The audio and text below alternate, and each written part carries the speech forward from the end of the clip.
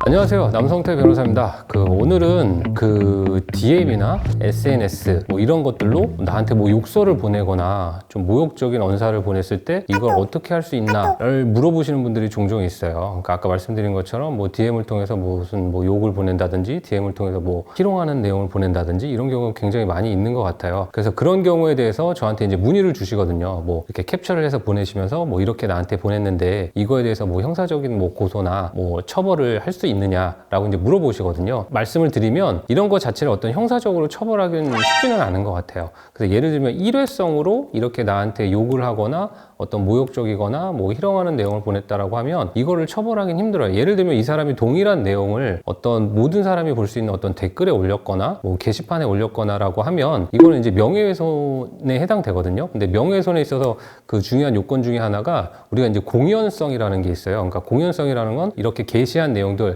이렇게 쓴 내용들이 다른 사람한테 이제 전파돼서 나갈 수 있는 가능성이 있느냐, 이런 것들은 이제 공연성이라고 하는데, 그러다 보니까는 1대1로 보냈을 때는 이게 전파될 가능성이 없잖아요. 나 자신이 나한테 어떤 명예가 훼손되는 내용 혹은 모욕적인 내용을 다른 사람들한테 이제 전파할 일은 만무한 거니까. 그래서 이제 공연성이라는 요건에서 탈락이 돼서 이렇게 개인적인 DM으로 보낸 욕설이나 이런 것들은 이제 형사적인 고소나 이제 처벌은 좀 어려울 것 같아요. 다만 이런 행위들이 이제 반복되는 경우들이 있잖아요. 계속해서 욕을 보내거나 계속해서 모욕적인 내용을 보내거나 그러면 명예훼손이나 어떤 모욕죄가 아니라 최근에 이제 신설된 이제 스토킹 범죄로 고소를 하고 처벌을 받을 수 있을 것 같아요. 처벌 가능성도 충분히 있고. 그래서 이런 행위가 1회로 끝난다라고 하면 형사적인 처벌은 어렵겠지만 만약 반복된다라고 하면 그러면 이제 스토킹 범죄로 우리가 처벌을 요구할 수 있고 그리고 이런 행위를 막을 수가 있겠죠. 다만 여기서 좀 덧붙여서 말씀드린다라고 하면 제가 말씀드린 건 이 사람들의 어떤 처벌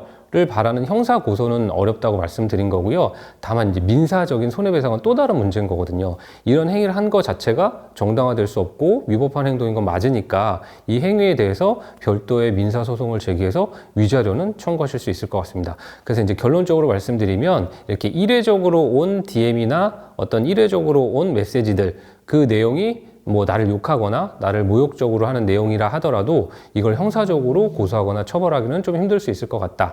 다만 반복되면 스토킹 범죄로 고소하실 수 있을 것 같고 그와 별개로 민사적인 어떤 손해배상은 가능할 수 있을 것 같다. 라는 게 요점입니다. 이렇게 DM 등으로 나를 욕하는 메시지 등이 왔을 때 형사 고소가 가능한지에 대해서 알아봤습니다.